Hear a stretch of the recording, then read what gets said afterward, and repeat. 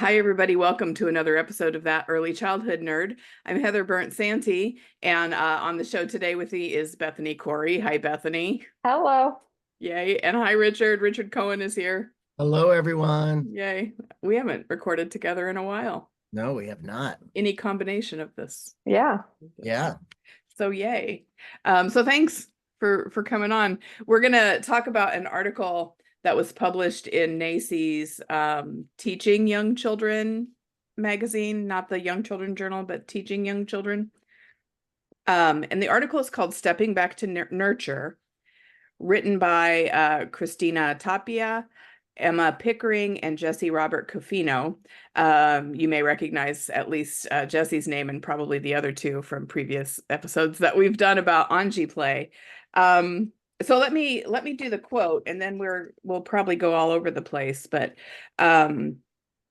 what they wrote on page 2 of the article is that self-directed play is an essential part of early childhood, but too often teachers interfere with children's joyous, deeply engaged discovery.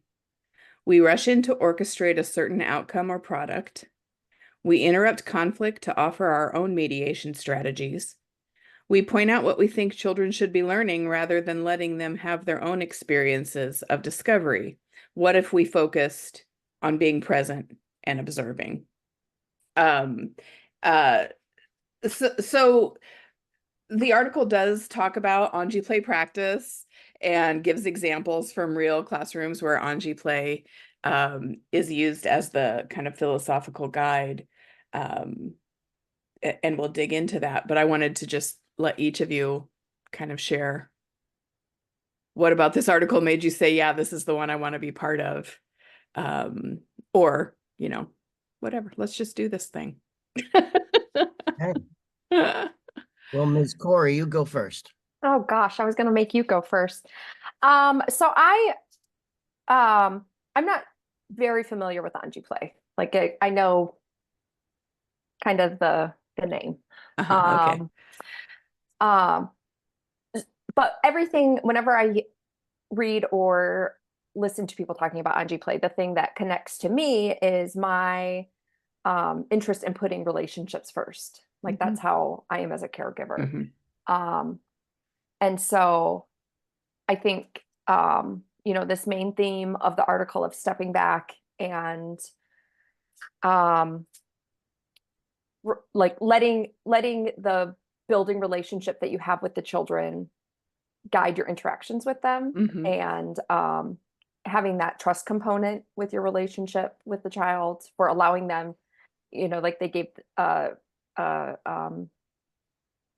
example of like the child who might be, quote, a bad kid or an explosive kid, and the teacher just not listening to the words of the adults and the things that she's been told, but sort of relying on that relationship she's building with the child. And I think that this really is like a good and quick reminder of stepping back and getting back to building those relationships first. One of the things that was powerful for me, I think, are you talking about the 5-year-old boy? The Ming. Yeah, one of the things that stood out was that they wrote in that sort of vignette, many adults through their words and actions have made it clear to Ming that his behavior is challenging. For that reason, when other children are with him, they seem to expect that he'll do something that requires adult intervention, because it's been stepped into so much.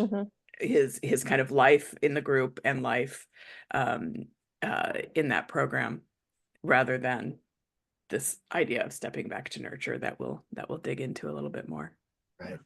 How about you, Richard? He has a reputation at age 3 or 4, whatever, however old Ming is. Right. Already he's got a reputation that people then see him and make him live up to through the starts of his actions. They create outcomes because they believe he has a particular reputation. Well, I will see Bethany's relationships and I will raise you love. Loving relationships. One of the things that's so mind-blowing to me about Anji play, And I've spent my whole career talking about doing workshops and keynotes about love in a professional early childhood setting. And why isn't it that word in any EYC's documents anywhere? Put a pin in And that. what the- Put a pin in that. We'll come back around. well, okay, but also No. just to say, as far as Anji play goes, Yeah, it's right there. It's one of the 5 considerations. I'm not sure Mhm. what the term is, but I think it's consideration. considerations is love. Right there in Yeah. the foundational framework of their philosophy. Yeah. And so what I read in the article, it's somewhere in the article, whether it was about Ming or in a different vignette, or maybe what I inferred, is that the teachers stepped back and the teachers focus on relationships because they love and are loved. It's an Mhm. act of love. To step back is an act of love. Mhm. I just thought that was really powerful. That was one of the reasons I wanted to be here today. Yeah. Yeah, so far you're both hitting things that I had underlined ready to go early in the conversation. Because they write, Ms. Chung, who is the founder of Anji Play, which originated in Anji County, China, and is not necessarily early childhood as we think of it. You know, it's in China, it's like elementary school age children, and Oh, maybe that's even preschools better. in there. Yeah, I know. Yeah. But they write that she describes stepping back as an act of love that allows children to take developmentally appropriate risks and find joy in a deeply engaged experience of childhood. So we've got love and joy, Yes. Right. which 2 of the 5. I think are sometimes even not just sort of forgotten, but actively rejected by Yes. some people in the Yes. field of early childhood. Can you imagine how different our field would be if the words love and joy were in our job descriptions, Mm-hmm. like they are in Anji County? Mm-hmm. Yeah. Incredible. Yeah.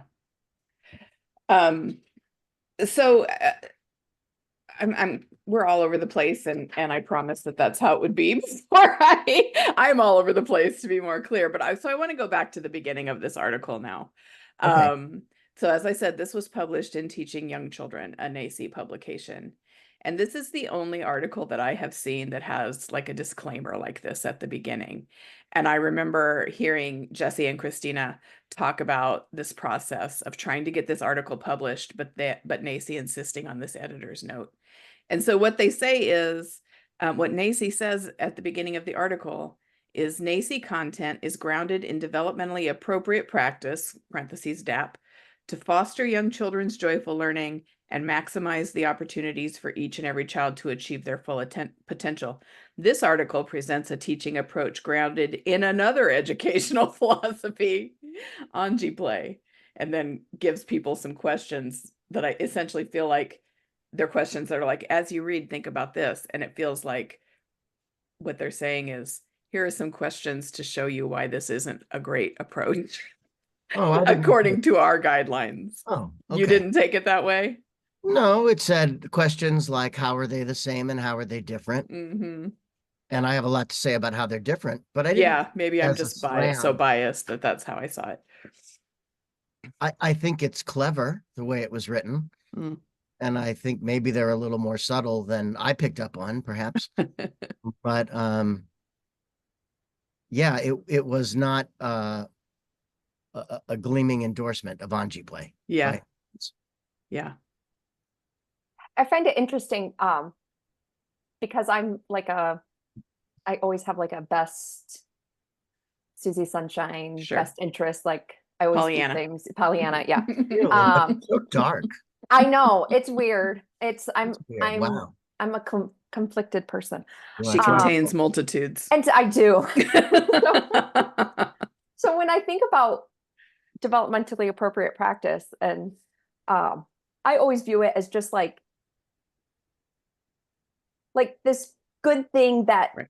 all of these different philosophies are embodying. Like we're embodying this, like looking at the child as a capable human being who, you know, like we need to create environments to support that, like not you know, whatever.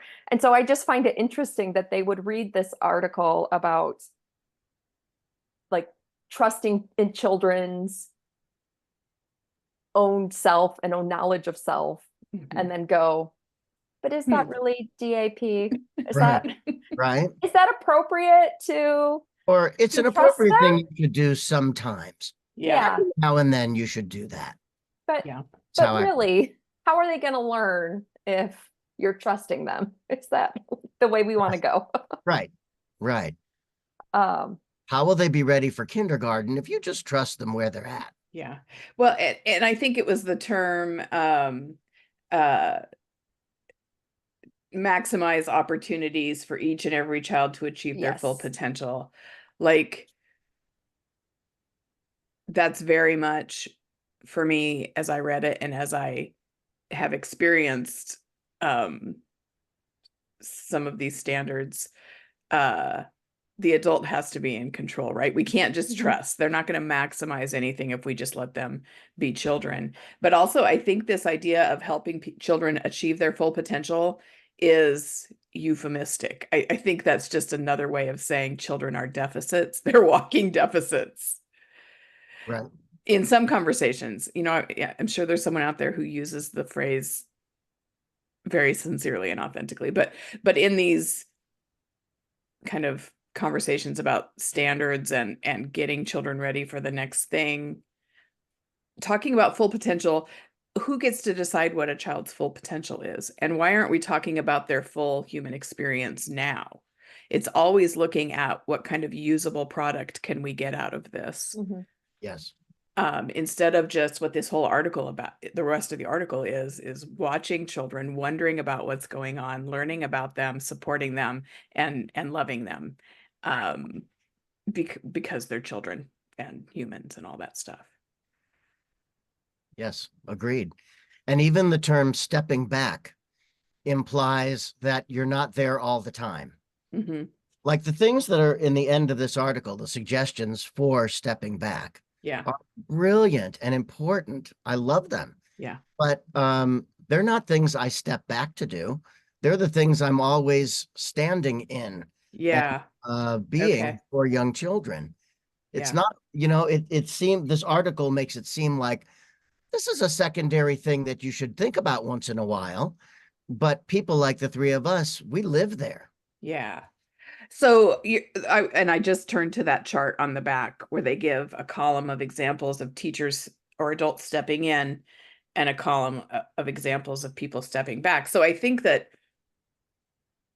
if they were writing this article to the three of us, they wouldn't have needed the comparison and they wouldn't have needed that language. Right. Right. Okay. So the audience seems to be people for whom this might be a new way. Right. Well, Yeah, that's the nature of teaching young children. Yeah. Right. It's for our beginners and our newbies.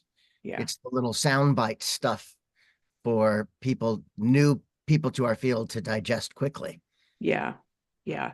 I want to read some of the examples, but Bethany, what were you going to say? I was just going to say that like the phrase stepping back sounds more passive.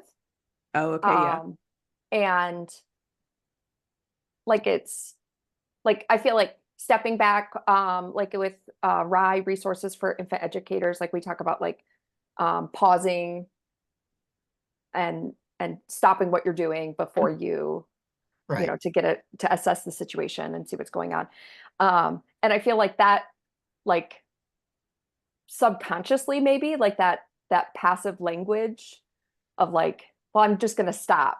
It makes it feel like I'm stopping and not really doing interesting anything. Like I kind of have that still that little thought comes in, and then I have to sometimes, and I have to remind myself like, no, this is active. Like I'm actively pausing and stepping back to see what happens unfold.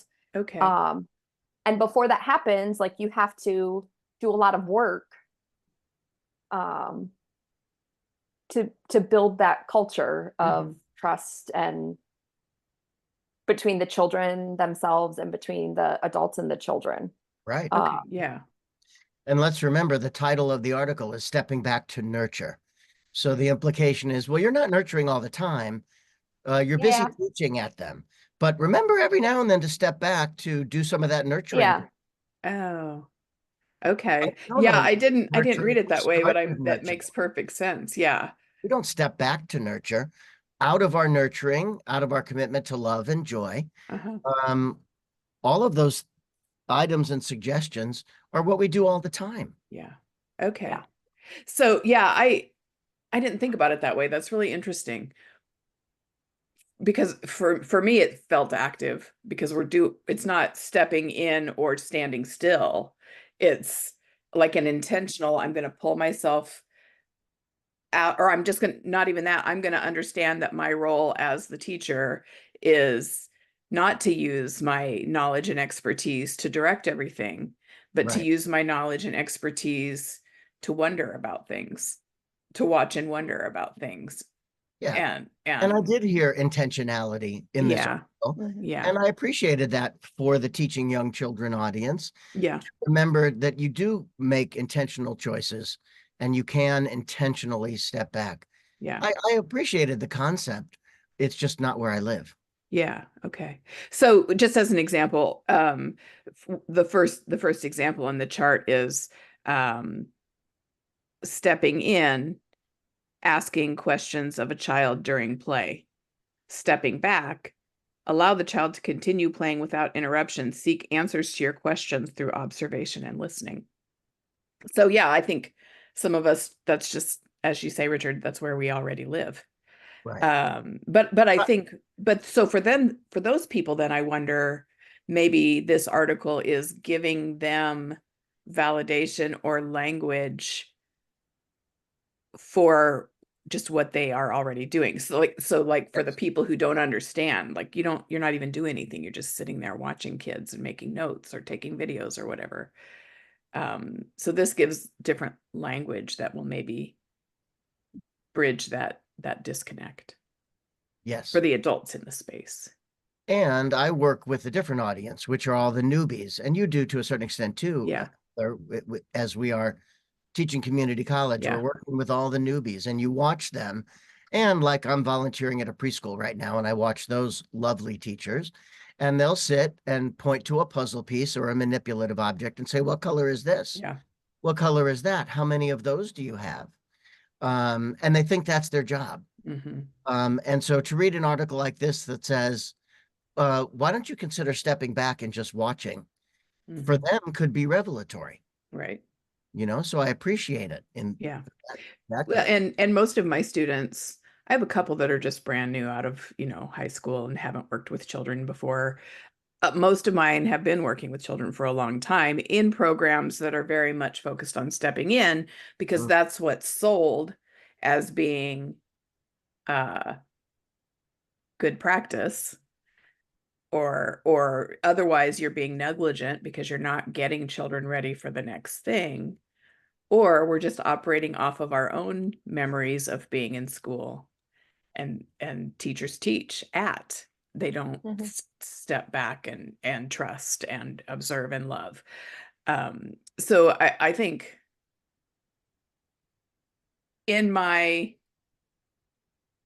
I don't know, I think it's good to have this kind of black and white contrast in the chart to give some examples of either side, but then also to have the real life story of I think there's 3 stories in here of teachers observing and supporting and trusting young children. That's all useful to make it seem like, oh, you really can do it this different way. Right. Because those other folks, they can't imagine just letting go. It's chaos down here, Tom, to slip into news reporter stereotype. So this gives them, this could give them a concrete example of a viable alternative to what they've sort of assumed was the best thing for children. Yes. And it gives them an article to hand to their bosses. Someone's telling them that they're supposed to be stepping in. Yeah. The part that's missing for me, one of the parts that's missing for me in the article is the word in the headline, nurture. Yeah. I Mhm. read the vignettes and everything, and that's all great. But the whole piece about what is nurturing, it's about stepping back, which Mhm. is great. But stepping back to nurture doesn't really get explained in there. So what is your definition of nurture? Well, there's the love part. Yeah. Um, um, I just don't think that the article draws clear lines for newbies Uh-huh. between trusting young children and the reasons why we step back, and helping people understand that what all of that is nurturing. Mm-hmm. I would have liked to have had that made clearer in my Yeah. life crusade of building up caregivers and perhaps over teachers. Yeah. Mhm. I would have liked to have had the nurturing piece more clearly explained for people. Mm-hmm. I think like sort of viewing having the mindset change of going from teacher to caregiver is big. Uh-huh. Because the stepping in is, you're teaching at, like you said, Heather. And I think, oh, where did my thought go? It's there. It's there somewhere. Um, but you have to see that the care that you're giving to the child is what's allowing them to thrive. Mm-hmm. Like, it's giving them that safety and security to go out and explore and discover the world around them, instead of waiting to be told Mm-hmm. or asked, Yeah. what the color of a block is. Yeah. Or teaching them that everything is unsafe by Yeah, stopping them from playing in any way that makes you uncomfortable. right. And that their judgment is not sound. I mean, Mm-hmm. Mm-hmm. like, toddlers are wild and have Yes. crazy ideas. Um, but I think, like, I've got this really terrible step on my back porch, and it's just like maybe an inch higher than regulation, Mm. like the standard stair step is. Uh-huh. And and I've got a bunch of 2-year-olds who in my program, and Delightful. they are, and I've had to step back and let them figure out that step, That's right. and they fall a lot. Mhm. If they forget that this is the ridiculous step that is just a little bit further than they're used to. But my role is not to teach them how to go down the step. It's to trust that they're going to figure out, and they each go down the step a different way. Nobody goes down the step the same way. They each have their own, one goes on their butt, one goes backwards, whatever. Yeah. And then I'm there to provide the comfort and the care for when Yeah. they face plans. Bethany. They do. Yeah. I don't laugh at them No. when it happens. No. That's what the Um, podcast is for. That is. Bethany, that's such a great example. Yeah. That's perfect, because people hear us talking about sort of these big abstract ideas, and they don't realize what we're really talking about is an irregular size step. That's Yes. a perfect concrete example. Yeah. That's what we're talking about. Yeah. You had an opportunity to either, I'm going to say, step in and put a rise on the step, or sort of step back and know the children are going to navigate it themselves. They're Yeah. capable and competent 2-year-olds. Mhm. And this is a great opportunity for them to figure out their gross motor skills, Yeah. their spatial awareness. And you made an intentional choice to Mhm. not fix the step. One, because you're lazy, but Yes. two, because you trust the children. Yeah. Yeah. Yeah. And there's a difference between a risk and a hazard, right? Like Mhm. what's happening here is that it's challenging, but it's not unsafe, right? And there may be falling, but it's survivable, Yeah. and the alternative, the extreme alternative on the other side of the chart, I guess, would be stopping them, picking them up and lifting them up each Yeah. time and saying, oop, that's not safe. Oop, Right. that's not safe. And then like, instead of nurturing this deep trust between the two of you, you're sort of sending a message that you can't trust things here That's right. unless I'm in You charge of can't it. trust yourself. You Yeah. can't trust yourself. Yeah. That's So right. I'm wondering if, because again, I see what you're saying, Richard, but it didn't occur to me that the word nurture wasn't really used in the rest of the article. I wonder if we just needed another word there, like what did they nurture what? Like stepping back to nurture what? Because I do feel like they talked a lot about relationships and trust and respect, and children's development. And I guess I just sort of assumed, oh, this is the nurturing Right. that they're talking about. But Yeah, I think even if the title was Stepping Back to Trust, that's sort of Yeah, what the embodying yeah, theme is, there is the love component and the relationship component, but it's really, it does come back to trusting. yeah. Yeah. The article could have just been called Trusting Young Children. Right? Why And didn't then it they would ask have- us? Right? I don't Right. know. I'm gonna get a text from Jesse though, as soon as he listens to this. Well, one of the things I'm wondering is, did he create the headline, or did Yeah, who NAEYC knows? create Yeah. the headline? I have a feeling NAEYC did it. Yeah. I guess that does happen, doesn't it? Mm-hmm. Yeah. So I want to stay on trust for a minute though, because at the very end of the article, in the kind of wind down, they write, when we show children trust by respecting their intentions, discoveries, and voices, we show them support and understanding. We remove our preconceptions about them so we can discover who they truly are. And I wanted to ask what you thought, why you thought that was, why, if you think, and why, if so, why that showing children we respect their intentions, discoveries, and voices is important.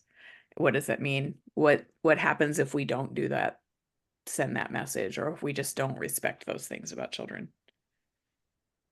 Well, the next sentence says, we remove our preconceptions about them. Mm-hmm. Right? And so that's what happens when you don't. Like Ming, they had preconceptions about his quote unquote badness, difficultness. And had they just stayed with their preconceptions, they wouldn't have given Ming the space to feel competent and capable and figure out his own way and how to navigate his world, and to let the children around him learn that Ming is going to be okay and can be trusted. Right. If they had just stayed with their preconceptions. So trusting Ming and trusting the other children would have allowed the problem to resolve itself, versus us feeling, I'm the grown-up, I'm the teacher, it's my job to resolve those problems. Right. Which is a common misconception. Yeah. For newbies to our field. Oh, I don't think it's just newbies. Well, that's sad. Yeah. I mean, yay for you that you don't see that. I'm really happy for the folks you're working with, but Oh, it's true. You're right. Yeah. It's everyone in the field but us three, pretty much. Yeah. Send your comments to Richard, everyone. So I on Tuesday recorded an episode with Ijuma Jordan, who does a lot of anti-racist kind of Wow, good for abolitionist you. work. I know, she's so smart. She's so We've great. been thinking about getting her on for years. That's I wonderful. know. Awesome. And we were talking about, she wrote an article called Play and Equity, or about play and equity. The title is different. And so it's an article that was also in Teaching Young Children, but it's also like a page in the newest edition of the DAP book from NACY, which was interesting. But one of the things we talked about was the above all do no harm piece of the Code of Ethical Conduct. Yes. And kind of so it's above all, we'll do no harm. And then it's like a list of the kinds of practices we won't engage in, and disrespectful is one of in that list. Like, we're not going to engage in practices that are disrespectful to young children. And so that popped into my mind when I read that sentence about showing children trust by respecting their intentions, discoveries, and voices. Even though I know respect is like a loaded word, I felt like that really gave me something to stop and pause about and wonder about. And I just wanted to throw that out and see if it Yeah, sparked anything for either of you. I think sometimes people in the field forget that children are humans too, that Yeah. they're actually people. Yes. And it goes back to that idea of thinking forwards to kindergarten and then first grade and then high school and then college and then their job, instead of thinking like, this is them today, and they're a fully formed human right now, and like they've they've already got it all inside of them. We don't have to give them more so that they can actually become a person or a part of our, like, right. they already are there. They're not blank slates. They're not empty sponges, right? They're well, and so of course we have to give them that respect, like, right. Like, the respect that we want them to give us, because we're people and fully formed. Yeah. That's right. And even early childhood professionals don't respect early childhood. Right? They, as a valid stage in life that should be nurtured and full of joy for what it is in the present moment. They think their job is to get them ready for what's next, and get them on that conveyor belt sooner. And their thinking is that I'm giving them a real gift, because then they'll do better in kindergarten and first grade, etc., if I help them learn their letters now. As opposed to just understanding that early childhood isn't actually about learning letters. And if I really just respected who they are now and nurtured and loved that, they would do so much better in first grade and etc. But I think my job is to focus on the future and get them ready for a future, and that's the gift I'm giving them. Yeah. I just thought about Ming again. And Ming's the star of the show. He is. And if Elizabeth, I think her name was, if she had listened to those other teachers who had said, you need to stay on him, you need to intercept him from all of these interactions, he would have gone on life through that way, like thinking that he was a threat to everybody around him. And also those the other kids in the class, they had a beautiful experience where, it kind of, in the vignette, it sounded like they were starting to take that role of the teacher, saying, no, stop, like the other kids. Yeah, the other kids were blocking him from their play with the wheelbarrow. And then Ming just like went ahead and was like, whatever. And he threw his rock in the water. and all the kids were like, oh, wait, like, we can interact with him. Like, this isn't, they were able to, their relationship had been stunted and hadn't been able to form, because at every turn, the children and Ming were being separated. Right. Well, and not only do they learn that they can interact with him, they learn he has good ideas. He's a fun kid to be around. And for him, it's like, my ideas are good. Oh my God, I don't have to be ashamed of my ideas, which, let's pull in some Eric Erickson here, initiative and guilt or whatever. Yes. And that's, I think that's so much more meaningful than what color is this block in terms of how Ming's going to do. If we do have to think about how he's going to do later, I think that's contributing more than if I had an adult directed lesson plan all day, and Ming was in trouble all day because it didn't work for him. Yeah. Let young children be problem solvers. Yeah. And then when they get to kindergarten or first grade and someone says, this is the letter Q, it's a problem to solve. They'll get it. They're 6, they're 7. They know how to solve problems. And when 2 + 2 comes up, they didn't need me to teach them math. They needed me to teach them or give them space to be problem solvers. And then when they get there, they go, oh, 2 + 2 is a problem. Or sitting in desks all day long is a problem. How am I gonna address this? That's what we give them in the early years, not 2 + 2 and not the color of the block. And not already you're bad at school. Right. You know, not giving them the message at 2, 3, 4, however old, that you can't please the adults and you're not good at this system. So you might as well just shut down before you even get there. Yeah. Right. I've been volunteering and at a preschool, which has been so lovely this summer. Yeah. And I spent a morning in a toddler room, and it was 12, I'm going to say 12 girls and a boy. And a lot of toddlers.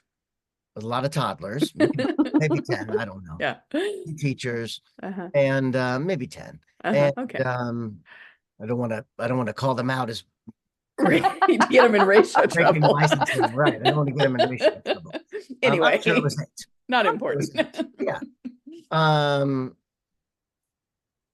She had them sit in a circle for 45 minutes and go through every letter of the alphabet one by one to identify it, pick out its puzzle piece, match it to the thing on the chalkboard. 45 minutes. Oh man. And the boy was getting antsy. They all were, but the boy shows it more obviously. Yeah. And she turned to me. Your listeners won't be able to see this, so you'll have to tune into the video cast. Yep. Come back Friday. She turned to me and she did this. Oh, to you? Oh. She was communicating to me about the boy. She just wanted to strangle the boy. Yeah. Because he was so antsy and he wouldn't sit still. She had already made the move of having him sit next to her. And so there was already the signal that this boy is the bad one to all those other children in the class. Did you know there's a phrase for that? It's called proximity control. Proximity control. Made me gag. The myth of proximity control. Yeah. Anyway, sorry. No, but it's like Ming to me. Yeah. You know, already the nonverbal messages were being sent to him and the rest of the kids that he was bad and what he was doing was wrong, and he was bad at school, to use your phrase, like you said, Heather. And he was just being 18 months. He was just being 2. Yeah. The teacher didn't understand her responsibilities in the matter and thought she should be teaching at them the 26 letters of the alphabet so they could be ready for preschool, so they could be ready for kindergarten. And it wasn't his fault. Yeah. If you want, you can FaceTime me with her, and I'll show you how I do story time with my group of kids, because it's intense. Yeah. Well, now I just want a video of you doing a story time with your toddlers. Me on one side of the room reading a book that somebody brought me and asked me to read. Right. And the 4 of them, I have scattering. 3 toddlers and a 3-year-old. And they're just everywhere. And you read it anyway. And I read it anyway. And they're listening, and they come over and check out the paper or the page, and then go off and do their. One boy, he won't face the book. He has to get behind the book and peek around on each page to see what the picture is. And then he goes back and does his thing until I turn the page, and then he peeks around. Amazing. I love it. That's exactly how Bev Boss did it. At Roseville Community Preschool. She would just announce to the class, who were all playing all around the room, I'm going to read this book now if anyone wants to hear it. And she'd just start reading to nobody, and some would come over and some wouldn't, and some would listen from far away while they were playing. And there was never any pressure. There was just joy for whoever wanted that kind of joy in that moment. it makes the adults experience a lot better rather Yes. than fighting and feeling so frustrated And for feeling like 45 you're failing as a teacher because you don't have complete control all the Right. time. I can't get this Yeah. kid to sit down for an hour. Like, Yeah. what's wrong with me? Yeah. Yeah. Um, Hmm. you got back. What? You've got to step back. Yeah, there you go. Yeah. That's right. There Yeah. you go. Yeah. Okay, so I need to wrap it up, but we have a couple more minutes if there's any last thoughts or zingers you want to send everybody off with. Well, I would ask your audience to think about the questions at the beginning of this article. It will be linked in the episode description, by the way, for people. Okay, Yeah. great. People listening. I think that we need to be and I know your audience knows this. We need to be questioning NAEYC at every step of the way. Who do they think they are? Telling us what is developmentally appropriate practice, or even forcing us to use that term. And really ask yourself the question, why aren't love and joy, which are so readily available to all the children of Anji County, China, and embedded, not embedded, what do I want to say?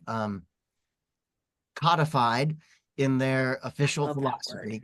Why don't those words show up in NAEYC documents? There's a really important set of reasons why, and I encourage all of your listeners and watchers to take some time to reflect on that and get curious about why our national organization in Washington, D.C., because hint, that's part of the answer, doesn't use terms like love and joy in their documents. And that's a whole other episode, and we could talk about that. But for right now, just wonder about it, folks, because it's really important. Yeah. Sorry, I was writing down that idea for a future episode. I knew exactly what you were doing. All right, Bethany, you got any last minute? No, I agree with Richard completely. Okay, perfect. Oh, that's a first. Yeah. I think every episode I'm on with you, I say that. I think so. Maybe. I think so. Maybe. We'll find out. Okay, thank you both for this conversation. This was really great, and as always, you gave me good things to think about. And thanks to everybody else for listening, and we'll have another episode out next week. Bye. Bye, everyone.